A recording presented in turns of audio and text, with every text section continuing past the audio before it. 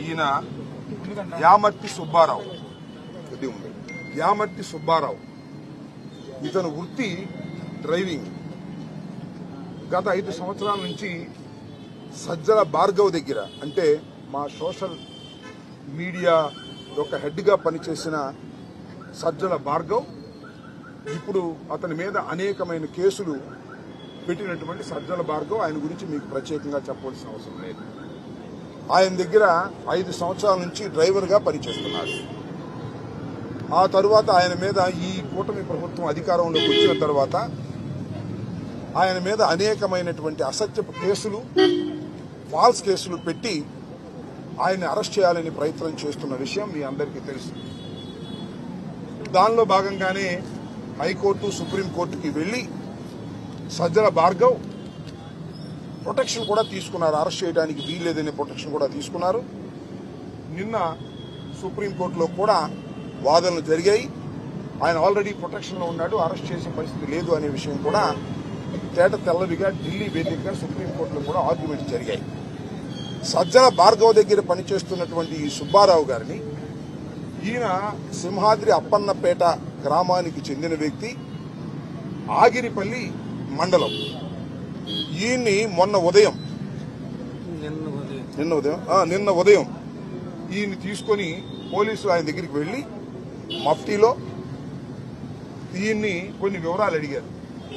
సజ్జల భార్గవ్ అనే వ్యక్తిని ఎక్కడ ఉన్నాడు, నువ్వు ఆయన్ని ఫైనల్ గా ఎక్కడ డ్రాప్ చేశావు, ఎక్కడున్నాడో సమాచారం నువ్వు చెప్పు అని అడిగారు, ఒత్తిడి చేశారు.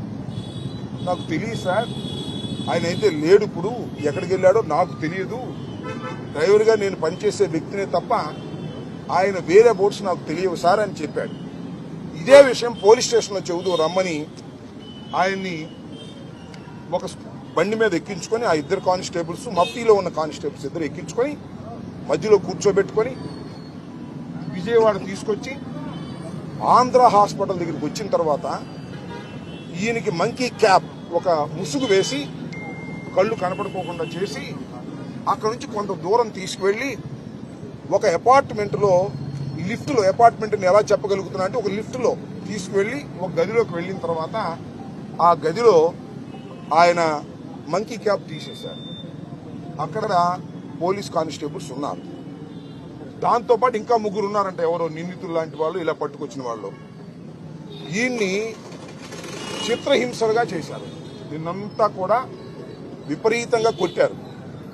సుమారు 2-2:30 దాకా కొట్టి కాళ్ళ మీద, చేతుల మీద నడవలేనటువంటి పరిస్థితిలో ఉన్నాడు. కొట్టి మళ్ళా 2:30 తర్వాత మళ్ళా ముసుగేసి తీసుకొచ్చి, అంటే ఏ ప్లేస్ ఉందో చెప్పడానికి ఇతనికి అర్థం కాకుండా ఉండే విధంగా తీసుకొచ్చి మళ్ళీ ఆంధ్ర హాస్పిటల్ దగ్గర వదిలేసి వెళ్లిపోయాడు. చావు బతుకుల మీద ఉంటే బంధువులు వచ్చి వారిని తీసుకువెళ్లి హాస్పిటల్లో ట్రీట్మెంట్ చేయడానికి హాస్పిటల్లో జాయిన్ చేస్తే మళ్ళీ తెల్లారిగట్ట బెడ్ లేవని తిప్పి పంపించేశారు, ఇన్ని దెబ్బలు తగిలినా కూడా. దీన్ని విచారణ చేయమని కమిషనర్ ఆఫ్ పోలీస్కి వారి చేత కంప్లైంట్ ఇప్పించేందుకు మేము వచ్చాం. ఇది చాలా దారుణమైనటువంటి అంశం. పోలీసు వారు సజ్జల భార్గవ్ని పట్టుకోవడం కోసం విచారణ చేయవచ్చు, తప్పులేదు. సజ్జల భార్గవ్ని పట్టుకునే అవకాశం కూడా లేదు, ఎందుకంటే court has given a protection. అయినా మా నాయకుల్ని అరెస్ట్ చేసి లోపల పెట్టి బెయిల్ రాకోకుండా చేసి భయపెట్టాలనేటువంటి కార్యక్రమంలో ఒక అమాయకుడైనటువంటి డ్రైవర్ని, ఆయన మా పార్టీ కాదు, మా సింపథైజర్ అయితే అవ్వచ్చు, మా పార్టీ నాయకుడు కూడా కాదు, బ్రతుకు తెరువు కోసం డ్రైవింగ్ చేసుకునేటటువంటి యామర్తి సుబ్బారావుని అతి దారుణంగా చిత్రహింసలు చేసి సజ్జల భార్గవ్ యొక్క అడ్రస్ కనుక్కోవడానికి తాపత్రయపడ్డారు. ఇది మోస్ట్ ఇల్లీగల్ అని మనం చేస్తున్నాం.